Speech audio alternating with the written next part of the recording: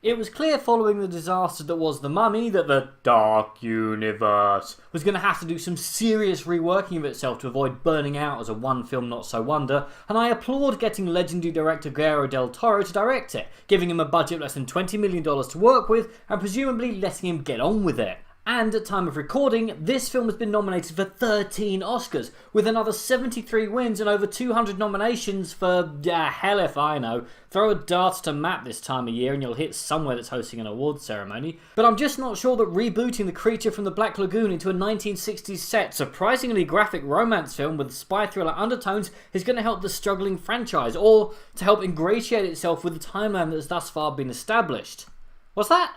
This has nothing to do with the Dark Universe, which is 99% certain to be a one-film not-so-wonder. Okay, well, since poor Doug Jones has been forced back into an amphibian man costume, is this related to Del Toro's pair of Hellboy films? Nope. The director has denied that this film has any connections to Hellboy. It's a standalone film which just so happens to have occurred to Del Toro during a breakfast he had with Daniel Cross in 2011. And whatever brand of cornflakes the pair were eating, I'd love a box, as this is an incredible film. It's beautiful to watch, slightly quirky but an incredibly well-acted love story about two people trying to overcome the fact that only one of them is getting an Oscar, as the other one is second in line behind Andy Serkis in the "this is real acting, damn it" category. Oh, and the relatively minor fact that one is a fish monster and being relentlessly hunted by the US government, represented by Michael Shannon trying and mostly succeeding to keep to a no-set diet.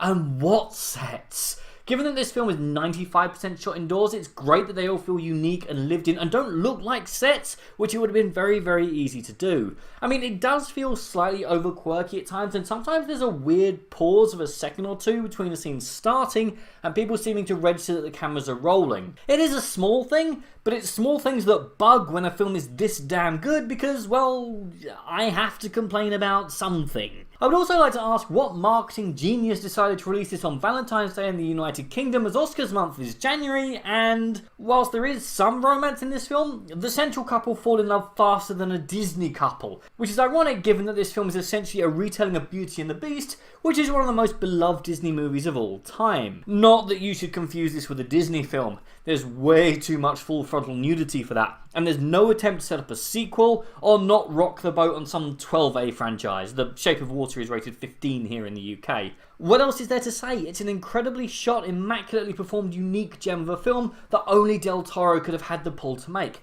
Sally Hawkins is amazing as Elisa Esposito, a mute woman working in a high security government laboratory who falls in love with a captured amphibian creature. Doug Jones, no, he doesn't get an in-universe name.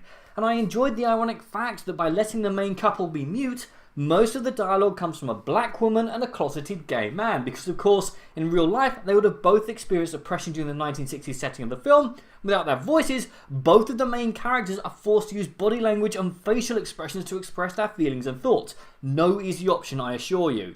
At the end of the day, this is a master of his craft being let loose on a tale that he has been crafting for years to incredible effect.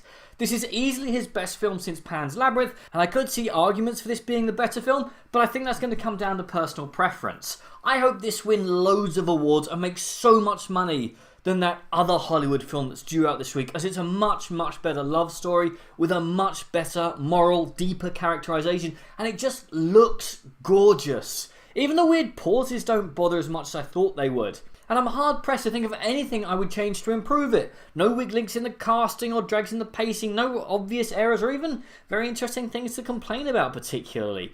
And in lieu of that, I think you should drop everything and see it now, because this is an incredible film.